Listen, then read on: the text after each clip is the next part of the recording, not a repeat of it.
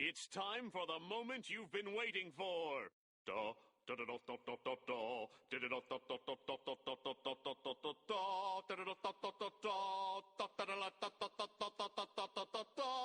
Da, da, da, da, da, da, da, da. Tsh, da, da, da, da, da, da, da, da, da, da, da, da. Di, da, di, di, da, di, di, da, da, da, da, da, da, da, da, da, da, da, da, da, da, da, da, da.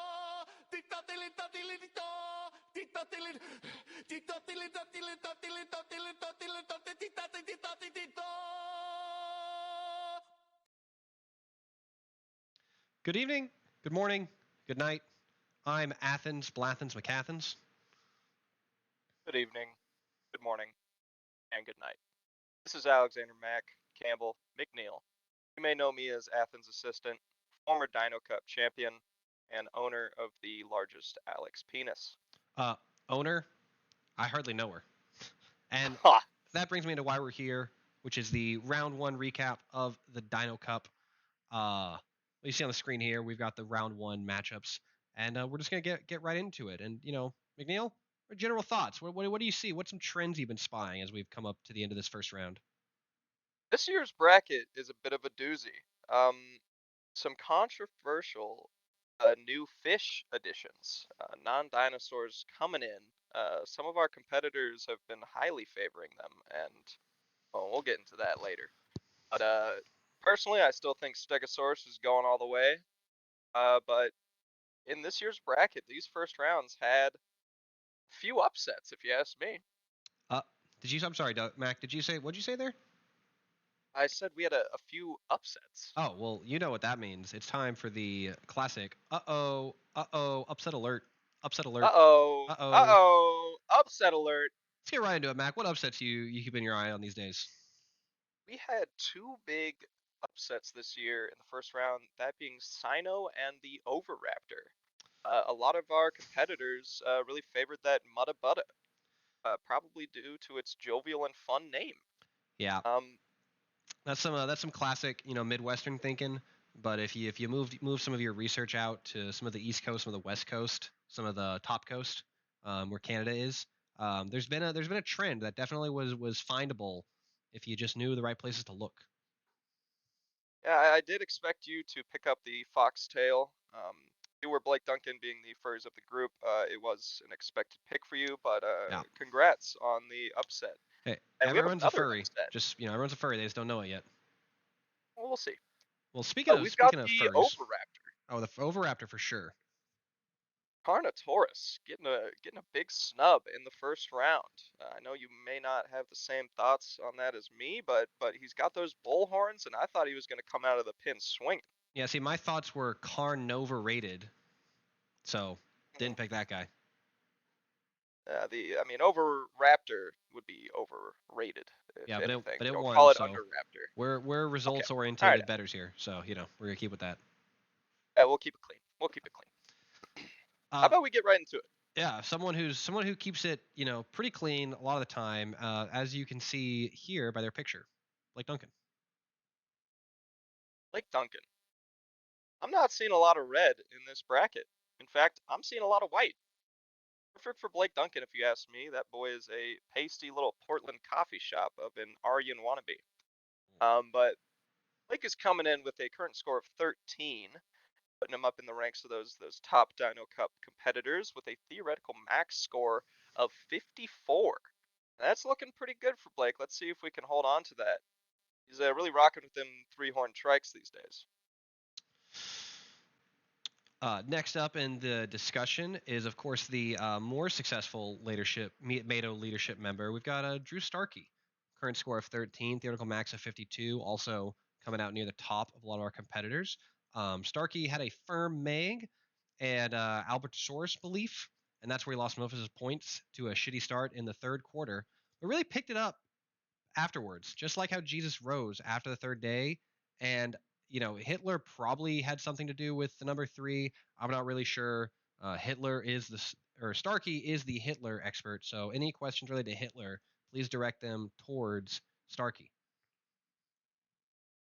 Hitler, I hardly know her. Mm. Speaking of hardly know her, we have John Athens. John Athens, Athens, Greece, Grease the Musical, Seussical, Childhood, Robin Hood, Eat the Rich, Jeff Bezos, Amazon, Anaconda, Nicki Minaj, Twerking, Wiz, Wagon Wheel, Ryan Wheeler. Hardly know her. Thank you, Athens. Anyways, Athens, you are popping off right now, sniping that Sino pick when no one really believed, just like Mato did not believe in Blake's leadership. You are coming in with a current score of 14, first place, and a theoretical max score of 55. Those are some big numbers you're putting up. Yep. Right.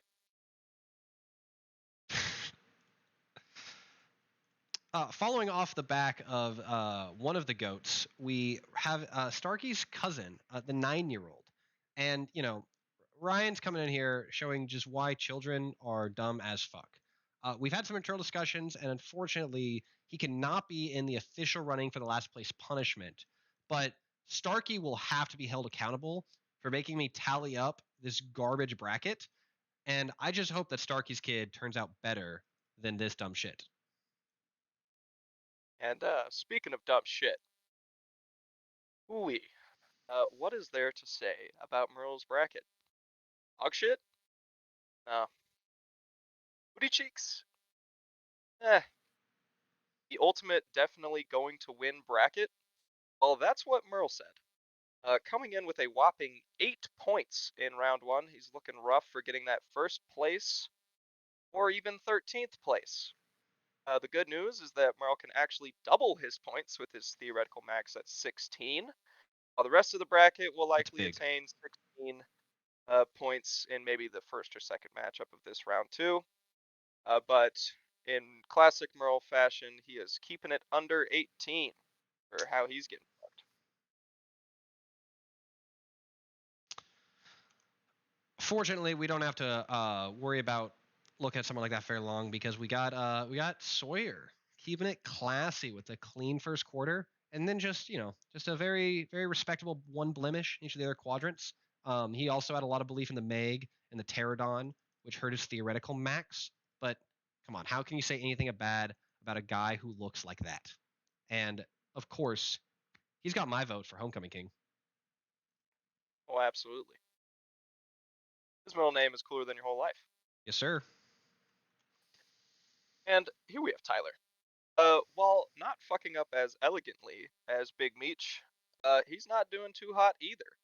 He's got a current score of 9 and a theoretical max score of 29. That theoretical max is going to keep him with some high hopes and an erect penis. This boy might be so horny that he cannot breathe. Baryonyx, on the other hand, not looking like Barry Bonds, as he got knocked the fuck out in round 1.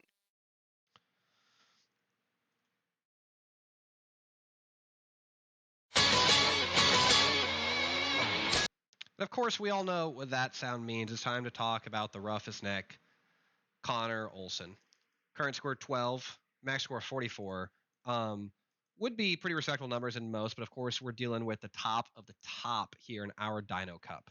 Now, insider sources have informed us that Connor actually used some outside assistance from one Tess Locke, who, fun fact, hates me.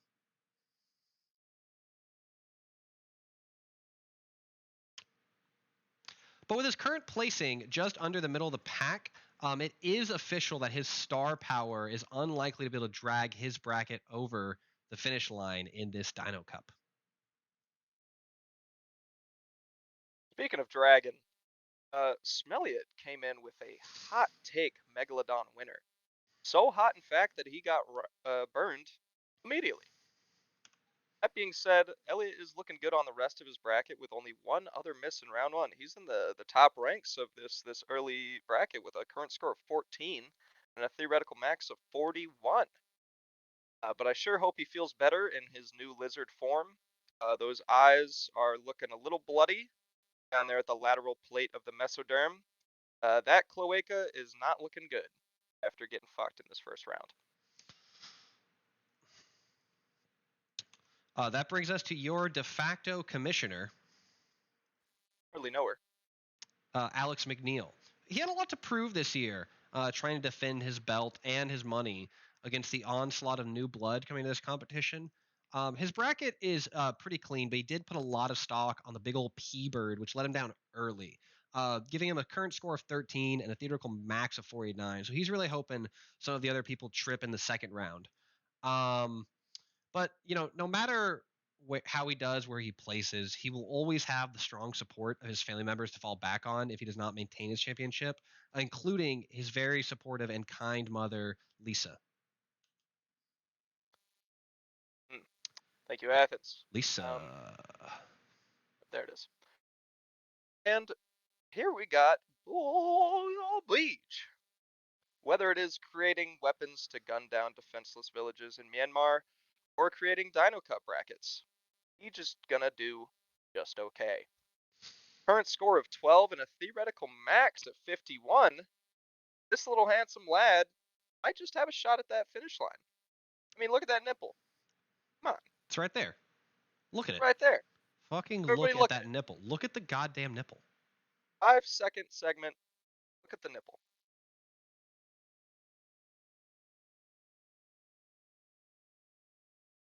Thank you.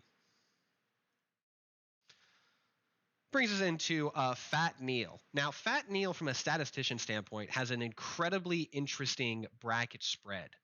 Having a current score of 11 and a theoretical max of 45, he's the only person to have a sub 1 SFBJSDC BBC, but a +1 TMSPTJSPMX. And so we're going to have to pay close attention to this bracket to see how the dynamic indices of his scores play out.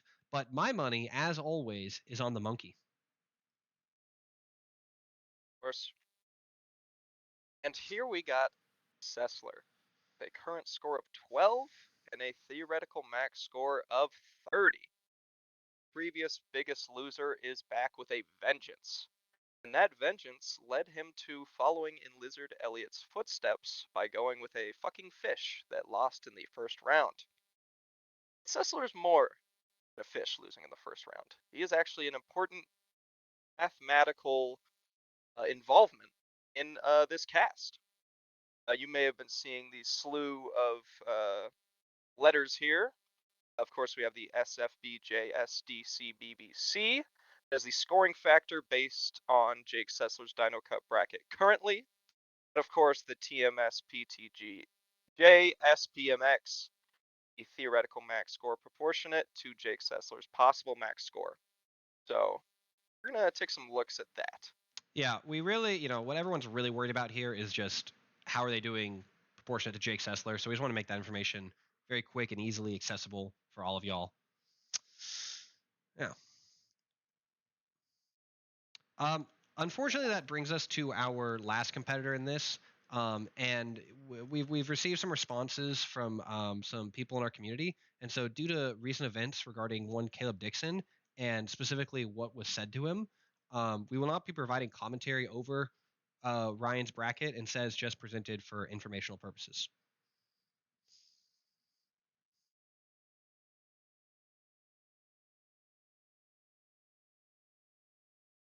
And why did he say that? I don't know. We'll get away from that. We'll go to our very favorite segment with a special guest. Today we are going to be doing Dangerous Dr. Doug's Downright Dastardly Dino Cup Deep Dive undiligently downtown during democracy's destruction, or as we like to call it, DDDDDDDDDDDDD. Thank you, McNeil. Thank you, McNeil. Because of this group's friend history, you guys have a shared love of a certain sport called Frisbee. And I was very curious to see if the people still playing this sport are doing better or doing worse in this competition. Now, in the upper right, you can see that obviously, yes, those of you who are still playing Frisbee or still fribbing are doing much better in this tournament. And the spread is even more interestingly condensed, whereas the ones who are not playing Frisbee anymore have a much higher variability in their score right now. And there's plenty of factors that might go into this. Most likely, it is because Frisbee has been known to get people connected to their dinosaur roots and improve their performance in understanding how dinosaurs might win in a theoretical Twitter poll competition. Back to you guys. Thank you, Thank you, Doug. thank you, Doug. That guy, he labels his axes. I love that about him. Are you paying him? How much do we pay him? Because I might win, so I kind of want. Did it come from the prize pool? Yeah, I think it does come from first place. Because like I could have just like we could have not. Or we can I have could have. let's have last place pay Doug. Last place pays Doug. Yeah. I'm good with that, and he is a The doctor, so his LPPD.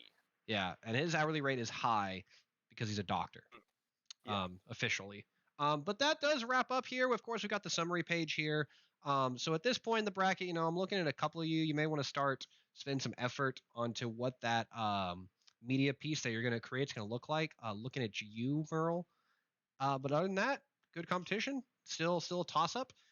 But that's going to wrap up this first round of the Macthens Dinocast. Any closing words from the commissioner, Mac? Stegosaurus is going to win, and Merle sucks. One of those statements is definitely true. And good night, good evening, good morrow. I'm Blathens McCathens, sending off as well for my co-host, Alexander, biggest Alex Cock McNeil. Goodbye.